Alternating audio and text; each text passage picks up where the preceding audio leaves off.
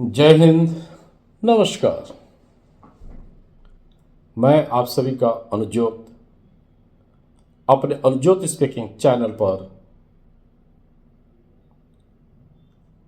देश में वास्तु दोष है और वास्तु दोष क्यों है इसके एपिसोड 2 के साथ आप सभी के सामने उपस्थित हूं।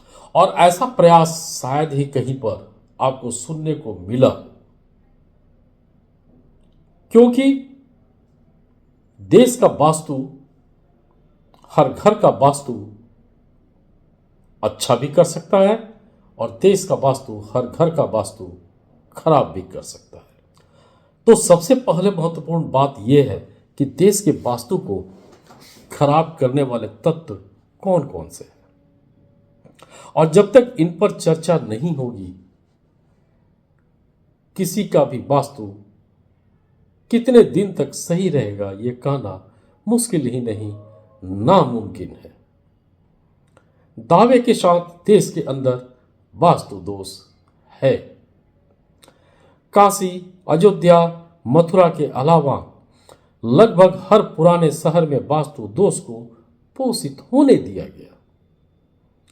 अभी संभल जैसा शहर भी चीख चीख कर देश में पैदा कराए गए वास्तु दोष को बता रहा है। लेकिन सुधार के बदले देश के चारों दिशा में वास्तु शास्त्र के दुश्मन 90% राजनीतिक स्वार्थ के कारण लगातार पोषित हो रहे हैं और राजनीतिक महत्वाकांक्षा पूर्ति के लिए पोषित वास्तु दोष रूपी वोट बैंक, ध्यान दीजिएगा, राजनीतिक महत्वाकांक्षा पूर्ति के लिए पोषित वास्तु दोष रूपी वोट बैंक सीमा इलाकों में खतरनाक डेमोग्राफिक बदलाव करवाकर एक गंभीर समस्या को उत्पन्न कर रहा है। ध्यान दीजिएगा, हर लोकसभा और विधानसभा सीट भी 90% राजनीति के कारण, 90% स्वार्थ नीति राजनीति के कारण वास्तु दोष उत्पन्न करने वाले भीड़ से घिर रहा है।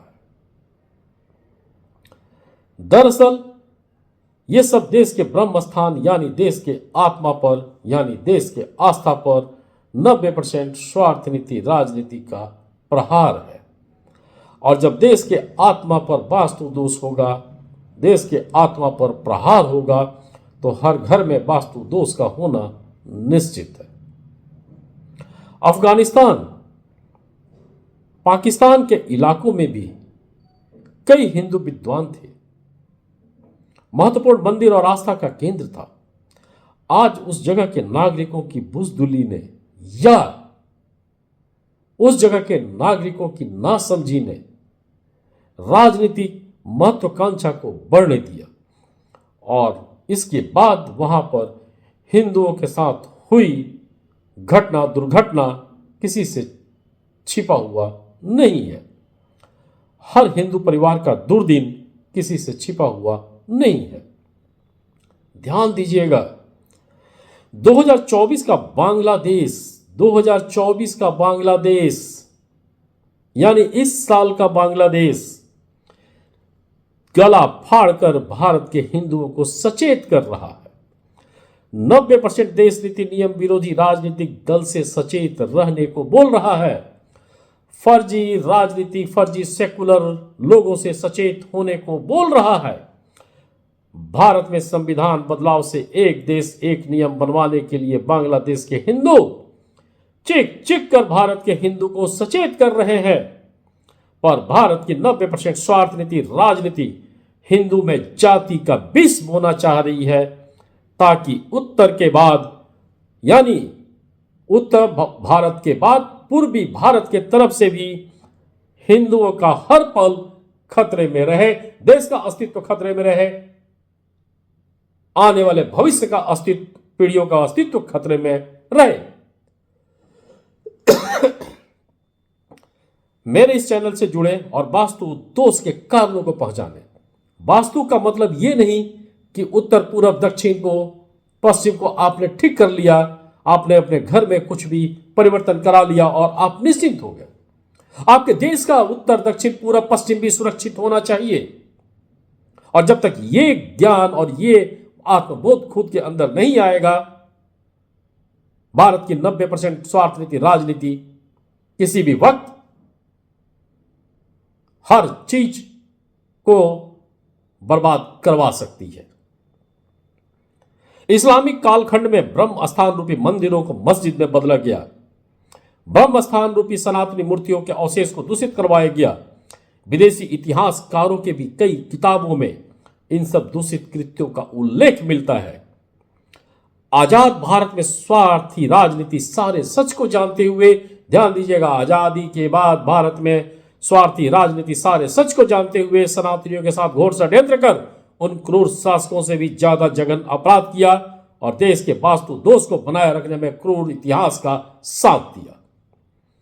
ब्रह्म स्थान पर प्रहार मतलब मूल सनातनी घर का सुख चैन, नौकरी, व्यापार, हुनर अनुसार कार्य में व्यवधान या बिल्कुल खत्म। सच पूछा जाए तो सिर्फ सनातनी हिंदू ही नहीं बल्कि हर उस मुस्लिम के साथ भी धोखा हुआ है जो क्रूर शासकों का अपना आदर्श मानते हैं। औरंगजेब को पूछते हैं, बाबर को पूछते हैं, क्योंकि असली सच से भारत के मुस्लिम को भी अनजान रखा गया और पूर्वजों पर हुए अत्याचार को छिपाया गया। सच बताया जाता तो हो सकता था कि आज अधिकांश मुस्लिम मूल सभ्यता की तरफ लौट रहे होते, बांग्लादेश में भी परिवर्तन हुआ होता और जघन्य कांड न हो रहा होता। पाकिस्तान का कट्टरता भी पाकिस्तान के ही नागरिक कम करवा रहे होते और भारत में किसी राजनेता का हिम्मत नहीं होता कि देश में स्वार्थी राजनीति को कर सके, दिमक राजनीति को पोस सके। पर यह नहीं हुआ और शायद अब उम्मीद भी नहीं। पर जो उम्मीद बाकी है उसी के लिए पाकिस्तान, अफगानिस्तान, बांग्लादेश के संबंधी हिंदू, ध्यान दीजिएगा, पाकिस्तान, अफगानिस्तान, बांग्लादेश में जो भी हिंदू है वो किसी न किसी तरीके से किसी वक्त आपके संबंधी रहे होंगे, हम सबके संबंधी रहे होंगे और वो सब भारत के हिंदुओं को लगातार सचेत कर रहे हैं। इस बात को ध्यान दीजिएगा। मेरे इस चैनल को आप लाइक, सब्सक्राइब और शेयर जरूर कर लें, क्योंकि हर घर का सकारात्मक वास्तु देश के वास्तु से जुड़ा हुआ है और देश का वास्तु खराब होगा तो हर घर का वास्तु खराब होना निश्चित। चाहे आप कोई भी काम कर रहे हो, किसी भी व्यापार में हो, किसी भी नौकरी में हो, चाहे आप ऊंचे पद पर हो, चाहे आप एक मजदूर हो। इसी कड़ी में वास्तु को खराब करने वाले कारणों को खोजकर बताने का मेरा प्रयास है और देश के वास्तु को आम जनता के रोजमर्रा के वास्तु से जोड़ना एक अलग तरीके का प्रयोग है जो मैं ये कोशिश कर रहा हूं और शायद इसका प्रभाव आने वाले वक्त में आप सभी को दिखेगा, क्योंकि देश का वास्तु, हर घर का वास्तु, हर परिवार का वास्तु होना निश्चित है। एपिसोड 1 से भी जुड़ना न भूलें, क्योंकि ये एपिसोड 2 है। अतः इस चैनल से खुद के आत्मा को जोड़ें और देश के आत्मा को भी जोड़ें। देश का दूसरा वास्तु दोष, पहला वास्तु दोष पहले एपिसोड में बताया जा चुका है। इस एपिसोड में देश का दूसरा वास्तु दोष, लोकसभा चुनाव हो या विधानसभा चुनाव, मुफ्त की राजनीति, फ्री का वादा आज हर चुनाव को प्रभावित कर रहा है, चाहे कोई भी राजनीतिक दल हो। मुफ्त की राजनीति से राजनीतिक दल जीत का परचम तो लहरा रहे हैं। मुफ्त के लाभार्थी को क्षणिक लालच में पूरे देश के आत्मा रूपी ब्रह्म स्थान को पूर्व में भी घायल करवाए और आज भी करवा रहे हैं। 1200 साल की गुलामी लिए और आज राजनीतिक दल मुफ्त का लालच देकर देश के हुनर रूपी वास्तु को सुधारने के लिए प्रयास नहीं कर रहे हैं, बल्कि हुनर को बर्बाद कर देश में गृह युद्ध से बाहरी दुश्मनों को निमंत्रण कार्ड भेज रहे हैं। लोकतंत्र में सर्वोच्च न्यायालय और लोक चुनाव आयोग का प्रावधान देश के आत्मा को बचाने के लिए है, पर आश्चर्यजनक रूप से दोनों सर्वोच्च संस्था का मौन व्रत भी देश के चौतरफा वास्तु को खराब करने में सहायक है।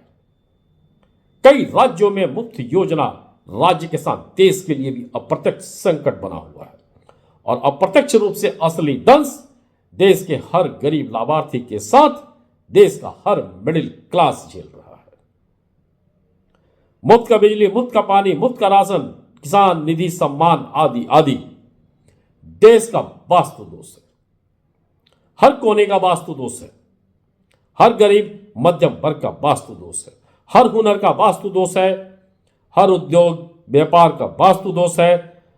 हर के जेब से खुलेआम चोरी या डकैती है, क्योंकि ये मुफ्त जो भी दिया जा रहा है किसी भी राजनीतिक दल के पॉकेट से नहीं जाता है, किसी राजनीतिक दल के कमाई से नहीं जाता है। ये एक तरफ से देते हैं और 10 तरफ से वसूलते हैं। एक जगह का मुफ्त 10 जगह से वसूलने का कारण बनता है और इसका असली शिकार देश का मिडिल क्लास होता है, देश का गरीब होता है, क्योंकि देश के में मिडिल क्लास और गरीब की आबादी लगभग 75 से 80% है और इस 75 से 80% का इस्तेमाल जिस तरीके से देश में किया जा रहा है और उनका इस्तेमाल कर जिस तरीके से देश के अंदर खालिस्तान और आगिस्तान रूपी सोच को पोसा जा रहा है। कल खालिस्तान और आगिस्तान सोच हावी हुआ तो एक भी चीज मुफ्त में नहीं होगा, बल्कि जो आपने कमाया है, जो आपके पास है, वो सब गंवाना पड़ेगा। इससे वो अमीर वर्ग भी नहीं बचेंगे, वो बड़े बड़े उद्योगपति भी नहीं बचेंगे और देश की गरीब जनता और मिडिल क्लास जनता तो ऐसे ही बर्बाद हो जाएगी। अतः मुफ्त का राजनीति भी देश का वास्तु दोष है। हमारे सर्वोच्च न्यायालय, न्यायिक संस्थाओं, चुनाव आयोग जैसे महत्वपूर्ण संस्थाओं को इस पर कोई ना कोई कानून लाना चाहिए कि मुफ्त के वादे से देश का नुकसान होता है और देश का नुकसान हर घर का नुकसान बनता है और एक बहुत ही खतरनाक सोच भी देश में पोषित हो सकता है या हो भी रहा है। एपिसोड 3 में मिलते हैं वास्तु दोष के किसी तीसरे कड़ी को लेकर। तब तक जय हिंद, धन्यवाद। हर रात्रि शुभ हो, हर दिन शुभ हो, हर मिनट हर सेकंड खालिस्तान और आगिस्तान सोच रूपी गंदी राजनीति से सभी का सुरक्षा हो। जय हिंद, धन्यवाद।